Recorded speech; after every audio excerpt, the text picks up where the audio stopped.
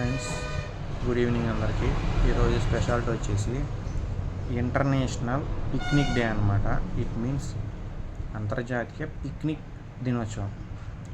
ఈడండి picnic కూడా day ఉంది అంటున్నాడని ఆశ్చర్యపోతున్నారా? Yes, జలపాతాలు గట్టయితే డే ఉందా, పిక్నిక్స్ కూడా డే ఉంది. పిక్నిక్ స్పాట్స్ అని మా చిన్నప్పుడు కొన్ని ఉండేవి.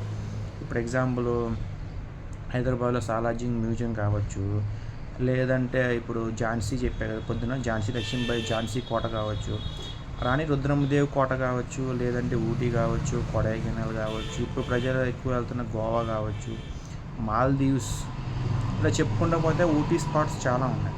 ఊటీ మీన్స్ మనం ఖాళీ టైంలో ఫ్యామిలీ పరంగా వెళ్ళి స్పెండ్ చేసి రావడం అనమాట. Picnic, that is called picnic అంటాం మనం.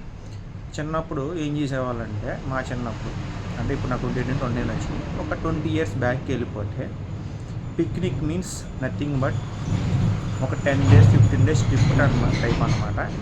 అన్నీ సామాన్ తీసుకెళ్ళి అక్కడే వండుకుంటారు, ఒక షెల్టర్ లాగా వేస్తారు, ఒక డేరా లాగా వేస్తారు. డేరా లాగా వేసి అన్నిట్లో నుండి అక్కడ ఎంజాయ్ చేసి ఒక 15 days, అంటే ఎంజాయ్మెంట్ మీన్స్ నథింగ్ బట్ అక్కడ ఉన్న ప్రదేశాలు, అక్కడ ఉన్న అన్నీ చూసుకొని నిదానంగా ఒక 10 days 15 days అక్కడే ఉండి ఏ ప్రదేశానికి వెళ్తారో ఆ ప్రదేశానికి ఉండి వస్తారనమాట. That is called picnic spot. దాన్ని పిక్నిక్ స్పాట్ అంటాం మనం. పిక్నిక్ మీన్స్ ఫ్యామిలీతో వెళ్తాం కాబట్టి పిక్నిక్స్ అని అంటారు. కొన్ని పార్క్స్ కూడా పిక్నిక్స్ కిందకు వస్తాయి.